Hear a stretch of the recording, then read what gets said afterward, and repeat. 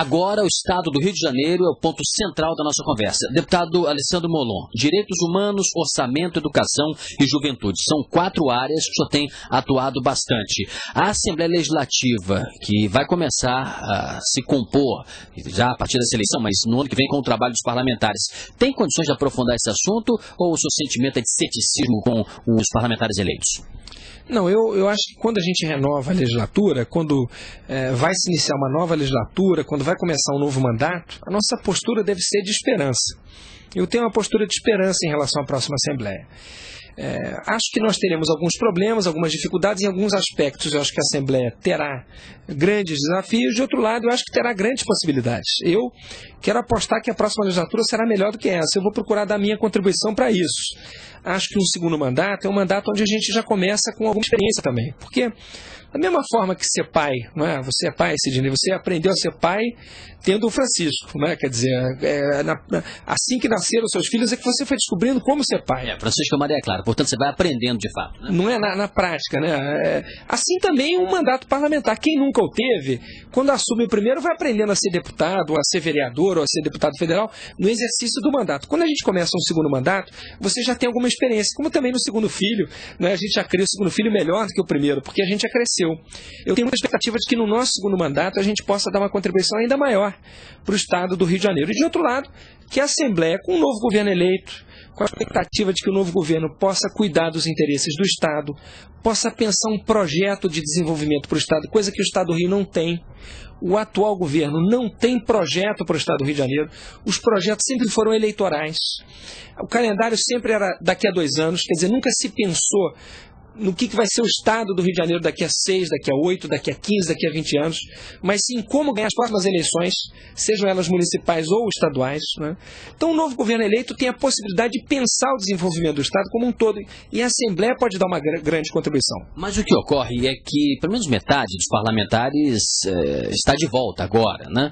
E concretamente se diz que essa é uma casa que nem sempre se tem muita honestidade, tem muitos negócios escusos. É verdade? A Assembleia, lhe parece, é essa casa realmente que não tem respeito com o dinheiro público? Olha, eu acho que a Assembleia está aquém daquilo que espera e merece a população do Estado do Rio de Janeiro. Acho que a população do Estado quer e merece uma Assembleia mais séria, mais responsável, não é? E, sobretudo, um poder legislativo mais independente, o que é fundamental para o funcionamento da democracia. Para que o Executivo funcione bem, o Legislativo tem que fiscalizar, tem que controlar, mesmo a base do governo. Ajuda mais o governo fiscalizando e cobrando do que simplesmente passando a mão na cabeça do Poder Executivo. Se o Cabral vencer, certamente ele vai ter uma maioria na casa. Vai se repetir o que aconteceu com a Rosinha, com o Garotinho? Ou seja, controlando a Assembleia, essa fiscalização praticamente inexistiu ou inexistirá? Eu espero que essa não seja a posição do Poder Executivo, embora, de fato, ele já conte com uma maioria, se for ele o eleito, esmagadora. Terá a maioria absoluta aqui na casa de forma muito tranquila. Né? Mas eu espero que essa não seja a relação estabelecida entre o Poder Executivo e o Poder Legislativo, porque essa é a receita para um governo dar errado. Se o Poder Legislativo não cumpre o seu papel, o Poder Executivo não vai receber, por exemplo, as denúncias. E qual denúncia, por exemplo, mais séria? Em relação ao orçamento, o que está errado e já no próximo ano o novo governador vai sofrer, porque ele vai ter que trabalhar com o orçamento decidido no ano anterior? Por exemplo, a autorização que a Assembleia dá antecipadamente para os governos, para que eles remanejem 25% do total do orçamento. Isso é ruim. Se o Poder Legislativo não define como vai ser a aplicação dos recursos do Estado, isso significa que o governador pode a qualquer momento tirar dinheiro daqui e botar ali, e, portanto, fica muito mais sujeito a pressões indevidas e desnecessárias e indesejáveis.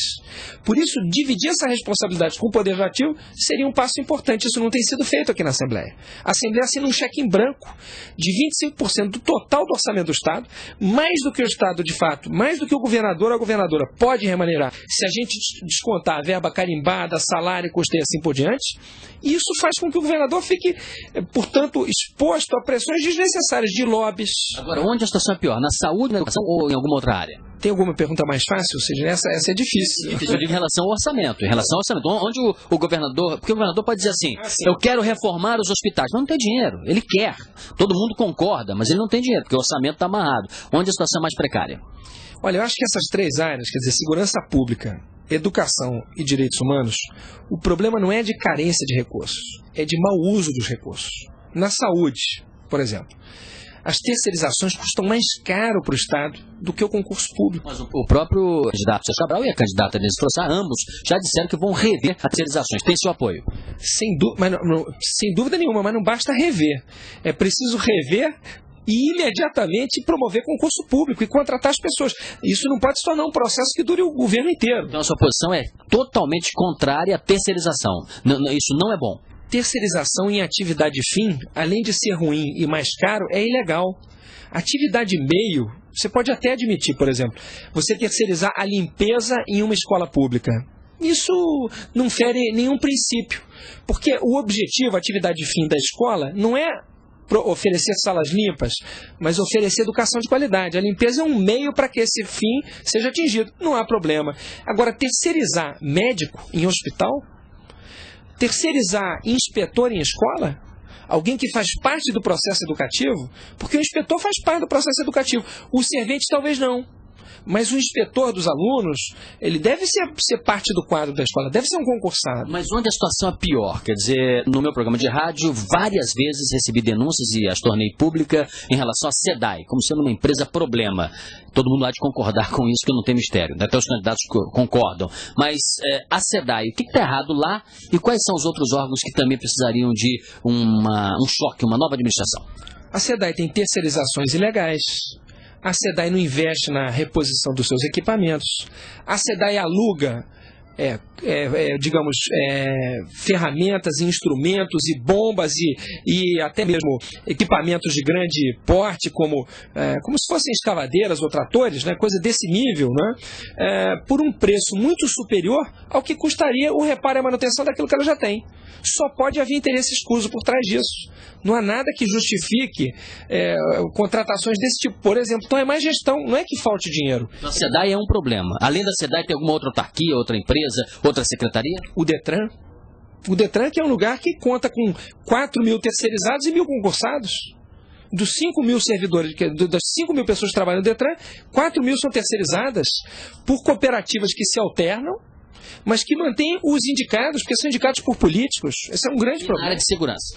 Na área de segurança pública, de um lado, quer dizer, aí não é exatamente segurança pública, mas na administração penitenciária, a contratação de cooperativas, o que também é ilegal e arriscado, e na área de segurança pública, investimentos equivocados, por exemplo, não se gasta com perícia. Você acompanhou, Sidney, a nossa luta pela aprovação da emenda constitucional que dá autonomia à perícia. Eu tenho a impressão de que o novo governo eleito, seja ele do Sérgio Cabral, seja da Denise Frossard, terá um mínimo de responsabilidade e considerará a possibilidade de regulamentar essa autonomia da perícia. Por quê? Porque não adianta você comprar apenas camburão e arma. É preciso investir na investigação. E o Estado do Rio não faz isso. Então esse acho que é um caminho fundamental para ser trilhado. Eu acho que é um erro falar em aumento de contingente policial. Eu acho que essa não é uma necessidade do Estado. Ou seja, 37 mil, 38 mil homens lhe parece um número suficiente, porque o candidato Sérgio Cabral já disse que se governador vai aumentar muito. Sim, o problema não é a quantidade, é a qualidade dos policiais. Esses 38 mil que estão aí não têm condição de oferecer segurança para a população, porque boa parte deles está envolvida em atividades escusas ou ilícitas. Então seria mais importante promover uma limpeza na polícia e reduzir os seus quadros para depois pensar em ampliação, em nova contratação, do que simplesmente fazer novos concursos. É preciso primeiro limpar, porque senão quem entrar vai ser contaminado pelos vícios antigos que tem ali os maus policiais. Vamos conversar já no próximo bloco. Estou conversando aqui com o deputado Alessandro Molon, mas nós vamos conversar sobre juventude, sobre educação, que não falamos tanto ainda, e sobre pessoas também, porque é preciso, a palavra-chave agora há pouco, esperança, né, ser traduzida com expressões e medidas objetivas. Já já nós continuaremos conversando com o deputado estadual do PT do Estado do Rio de Janeiro, Alessandro Molon.